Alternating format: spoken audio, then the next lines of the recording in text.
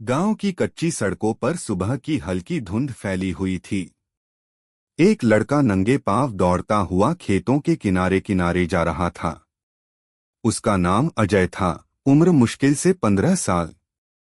लेकिन आंखों में सपना ऐसा था मानो पूरी दुनिया जीत सकता है। पिता किसान थे, जिनकी जमीन कर्ज में डूबी थी। माँ घर घर जाकर लोगों के कपड़े सीती थीं। घर में एक वक्त का खाना भी मुश्किल से मिलता था। फिर भी अजय ने कभी अपनी शिकायत जाहिर नहीं की। गांव के बच्चे सुबह खेलते कूदते, लेकिन अजय अलग था। वह सुबह जल्दी उठकर खेतों के बीच दौड़ लगाने चला जाता। लोग हंसते, ये पागल है, इसे क्या मिलेगा इससे। लेकिन वह चुप रहता, क्योंकि उसके पास जवाब से ज्यादा सपने थे। स्कूल में भी उसकी पहचान एक तेज धावक के रूप में थी। टीचर कहते, तुम्हें खेल में आगे बढ़ना चाहिए।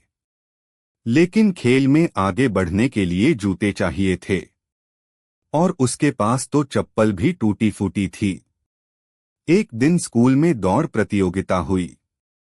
अजय ने बिना जूतों के ही सबको पछाड़ दिया। टीचर ने उसे बुलाकर कहा, तुम्हें यह टैलेंट बर्बाद नहीं करना चाहिए। उस दिन पहली बार अजय के दिल में विश्वास की लौ जली। उसने तय किया कि वह अपने लिए अच्छे जूते खरीदेगा। लेकिन उसके पास पैसे नहीं थे। अजय ने चुपचाप अखबार बांटने का काम शुरू किया। सुबह 4 बजे उठकर ठंडी हवा में पैदल चलता और घर घर अखबार डालता। हाथ ठंड से सुन्न हो जाते, लेकिन वह नहीं रुकता। दिन में पढ़ाई, शाम को चाय की दुकान पर बर्तन धोना, यही उसकी दिनचर्या बन गई। 3 महीने तक उसने हर एक रुपया बचाया। और आखिरकार उसने अपने पहले खेल वाले जूते खरीदे। जब उसने वे जूते पहने और दौड़ा, तो लगा जैसे पाँव में पंख लग गए हों। उस दिन उसने गांव का रिकॉर्ड तोड़ दिया। जल्दी ही उसका नाम जिला स्तर की प्रतियोगिता में आया। गांव के लोग अब उसे देखकर कहते, देखो यही है हमारा चैंपियन। लेकिन जिला मुख्यालय जाने के लिए किराया भी नहीं था। उसने तय किया कि वह पैदल जाएगा। 50 किलोमीटर की दूरी, धूप, पसीना और थकान। लेकिन उसके चेहरे पर सिर्फ जीत का सपना था। रास्ते में पाँव छिल गए, खून निकलने लगा। लेकिन उसने हार नहीं मानी और समय पर पहुंच गया। प्रतियोगिता में उसने फिर सबको पछाड़ दिया। स्टेडियम में उसका नाम गूंज उठा। अब राज्य स्तर की बारी थी। लेकिन यहाँ मुकाबला और कठिन था।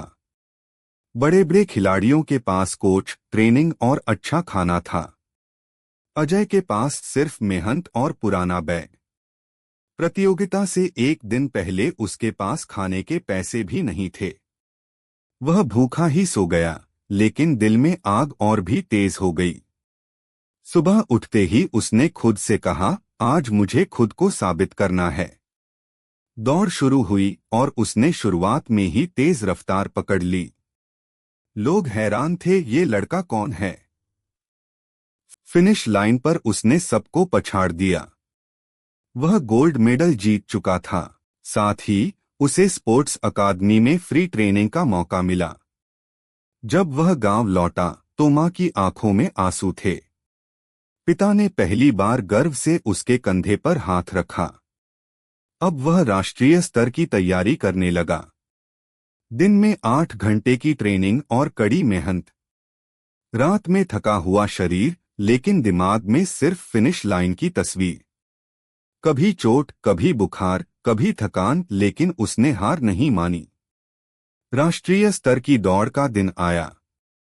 देश भर से चुने गए बेहतरीन खिलाड़ी मैदान में थे।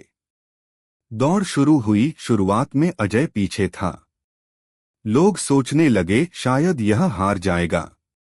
लेकिन आखिरी 200 मीटर में उसने अपनी पूरी ताकत झोंक दी। वह सभी को पीछे छोड़ते हुए सबसे पहले फिनिश लाइन पार कर गया।